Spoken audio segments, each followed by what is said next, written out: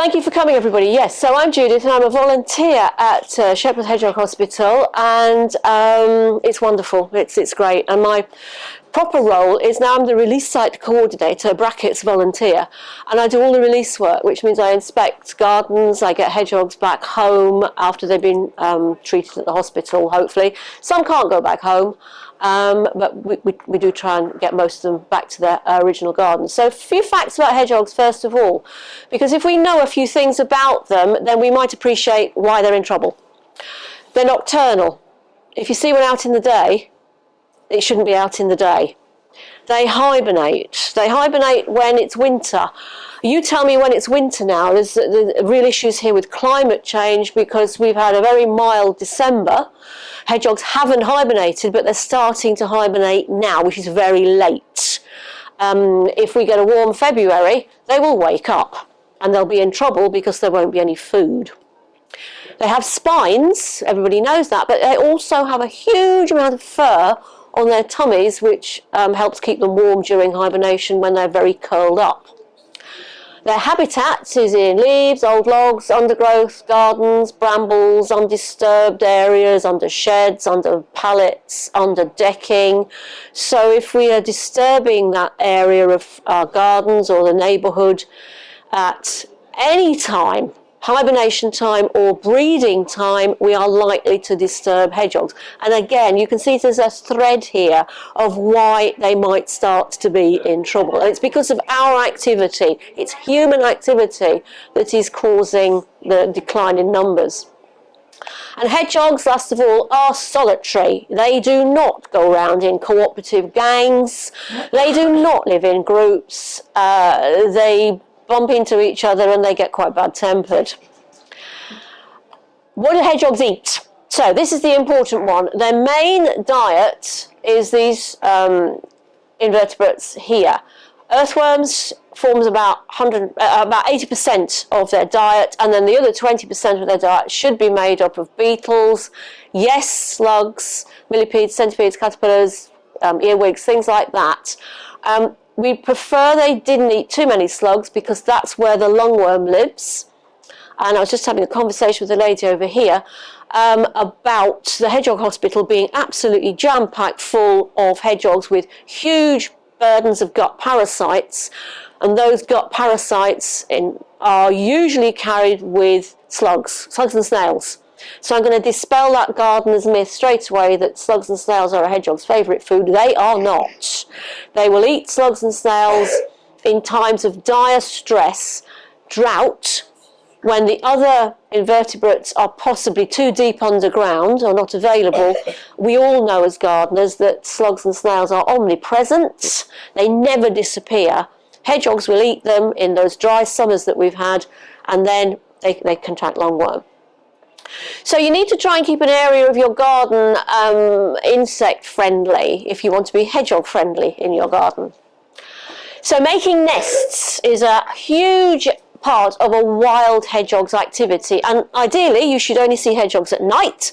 So this little guy is going to pop into the view in a minute, and he's making, I think, the third sort of nest, the hibernacular, where he's going to sleep for several months in the cold weather when food is scarce. There are two other sorts of nests that hedgehogs make.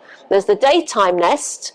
When it's very hot, hedgehogs sleep in quite flimsy structures, and then the females will make breeding nests, which are quite substantial.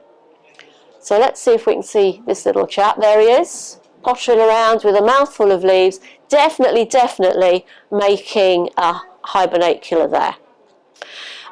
Now, at the hospital, we'll take in any sick or injured hedgehog.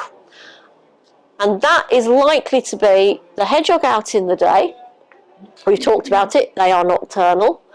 It could be an injured hedgehog that has met with a strimmer, and I'm going to say no more about that because we've got young people present, except that if you saw the damage that a strimmer could do, you would never pick one up again. Never. It's not good. We can't, sew bits back on. So at the Hedgehog Hospital, we get all sorts of patients coming in. They're cared for, they're fed and watered. They're weighed every day. That's a very healthy weight for a hedgehog, 683 grams. And then when they've been treated for whatever gut parasite they have, whatever injury they've got, they are released back into the wild. And when a hedgehog goes back into the wild, leaving the hospital, it should look something like that. That's actually me holding a hedgehog there. It's round like a grapefruit. It's got lots of fur on its tummy. It's quite chubby because it's been obviously eating well in the hospital. It's bright-eyed, it's red, it's wriggling, and it's alert. So have a 10-second look at that hedgehog, because it's your turn next to do some diagnosis. Okay?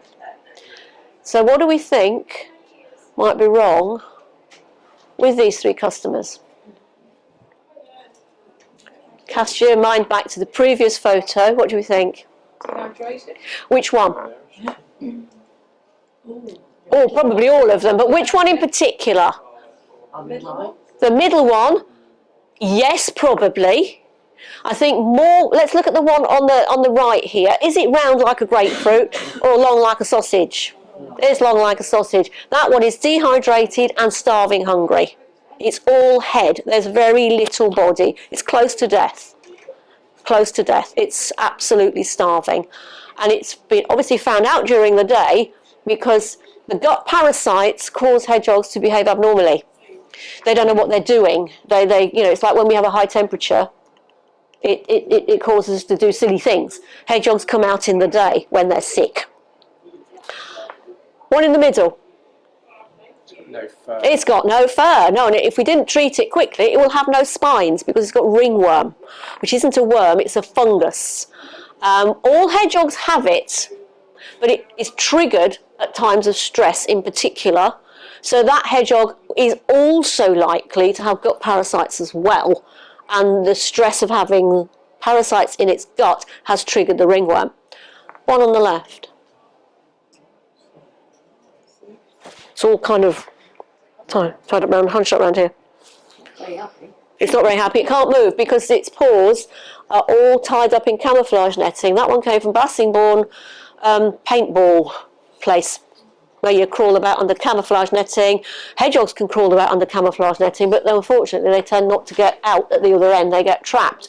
So that goes down to the vets, lovely vets in Melbourne, quick anaesthetic, and it's cut off. And then we check for ligatures and